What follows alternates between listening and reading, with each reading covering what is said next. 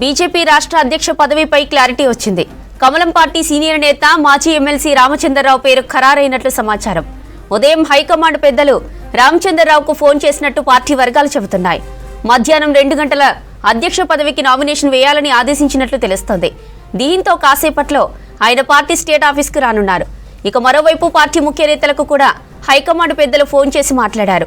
అధ్యక్ష పదవి ఎన్నికపై వారికి కీలక సూచనలు చేసినట్టు తెలుస్తోంది. అయితే ఒక్క రామచంద్రరావుతోనే నామినేషన్ వేయిస్తారని తెలుస్తోంది. రాష్ట్ర అధ్యక్ష పగ్గాలు ఎవరికి అప్పగించాలన్న విషయంపై బీజేపీ అగ్రనేతలు తీవ్ర కసరత్తు చేశారు. ఎంపీలు ధర్మపురి అరవింద్, ఈటల, లక్ష్మణ్, డీకే అరుణ పేర్లు అధ్యక్ష పదవి రేసులో బలంగా వినిపించాయి. అయితే అనూహ్యంగా రామచంద్రరావు పేరు తెరపైకి వచ్చింది. ఆర్ఎస్ఎస్తో పాటు కొందరు సీనియర్ నేతలు ఆయన పేరును ప్రతిపాదించినట్లు తెలిసిందే. ఇక మరోవైపు మొదటి నుంచి పార్టీలో వివిధ విభాగాల్లో పనిచేశారు రామచంద్రరావు. అధికార కాంగ్రెస్ ను ఎదుర్కోవడం, పార్టీని బలోపేతం చేయడం, స్థానిక సంస్థల ఎన్నికల తదితర అంశాలపై కొత్త అధ్యక్షుడి ఎంపికలో పరిగణలోకి తీసుకున్నట్లు సమాచారం. బీజేపీ అధ్యక్ష ఎన్నికకు నిన్న నోటిఫికేషన్ రిలీజ్ అయింది. స్టేట్ చీఫ్ ఎన్నికకు కేంద్ర ఎన్నికల రిటర్నింగ్ అధికారిగా వ్యవహరిస్తున్నారు కేంద్ర మంత్రి శోభా కరంద్లాజే. కొద్దిసేపటి క్రితం పార్టీ స్టేట్ ఆఫీస్కు వచ్చారు శోభా. ఇవాళ మధ్యాహ్నం 2 గంటల నుంచి నామినేషన్లు తీసుకోనున్నారు. 2 నుంచి సాయంత్రం 4 గంటల వరకు నామినేషన్లకు అవకాశం కల్పించారు. ఇక సాయంత్రం 4 గంటల నుంచి 5 వరకు నామినేషన్లను పరిశీలించనున్నారు. సాయంత్రం 5 గంటలకు నామినేషన్ల విత్డ్రాకు అవకాశం ఇచ్చారు. రాష్ట్ర బీజేపీ అధ్యక్షులుగా రామచంద్రరావు పేరు దాదాపు ఖరారైంది. దీంతో హైదరాబాద్ తార్నాకలోని నివాసంలో కార్యకర్తలు సందడి నెలకొంది.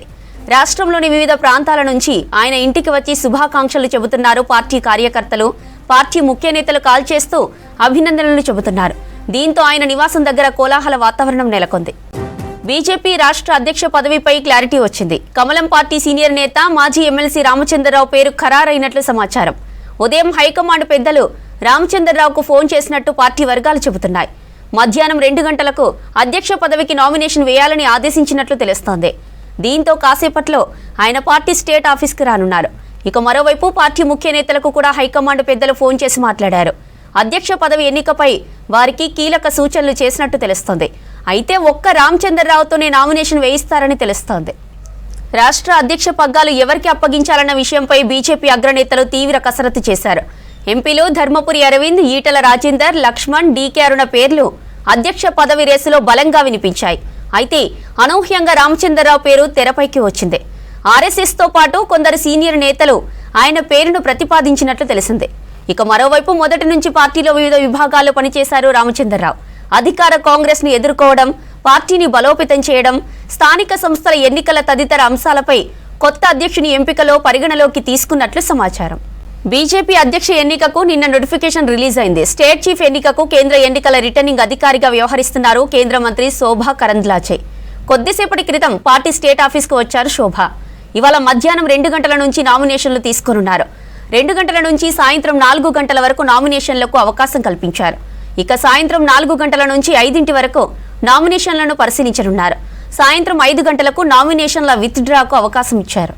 రాష్ట్ర అధ్యక్ష ఎన్నికపై ఆసక్తికర వ్యాఖ్యలు చేశారు గోషామహల్ బీజేపీ ఎమ్మెల్యే రాజాసింగ్. నా మనిషి నీ మనిషి అని కాకుండా బూత్ స్థాయిలో కార్యకర్త ఓట్లు వేసిన తర్వాత స్టేట్ ప్రెసిడెంట్ను డిక్లేర్ చేస్తే బాగుంటుందన్నారు రాజాసింగ్. కొద్ది రోజులుగా ఆయన పార్టీ ముఖ్య నేతల తీరుపై బహిరంగంగానే కామెంట్స్ చేస్తున్నారు. తాజాగా అధ్యక్ష ఎన్నికపై కూడా ఈ వ్యాఖ్యలు చేశారు.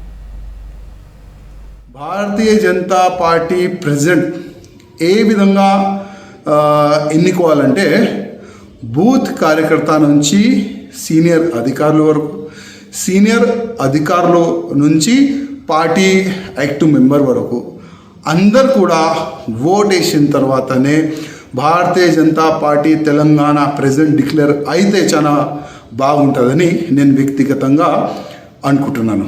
ఎందుకంటే గతంలో చాలా వరకు ఏ విధంగా వార్తలు నడిచిందంటే ఇది నా మనిషి, ఇది నీ మనిషి, ఈ నా మనిషి నీ మనిషి వల్ల పార్టీ సర్వనాశనం అయింది.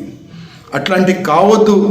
తెలంగాణలో భారతీయ జనతా పార్టీ ప్రభుత్వం రావాలంటే భారతీయ జనతా పార్టీ బూత్ కార్యకర్త మంచి ప్రెసిడెంట్ కావాలని నేను వ్యక్తిగతంగా అనుకుంటున్నాను. ఎందుకంటే చాలా వరకు కింద స్థాయి కార్యకర్తల మధ్యలో మేము ఉంటాం. కింద స్థాయి కార్యకర్తలు ఆలోచన ఏ విధంగా ఉంటుంది, ఎందుకంటే ఆ కింద స్థాయి కార్యకర్తల వల్లనే వాళ్ళు పని చేసినందుకే ఇవాళ 8 మంది ఎమ్మెల్యే మనం తెలంగాణలో గెలిచినాం. ఆ కింద స్థాయి కార్యకర్తలు, బూత్ కార్యకర్తలు పని చేసినందుకే 8 మంది ఎంపీలు కూడా గెలిచినాము.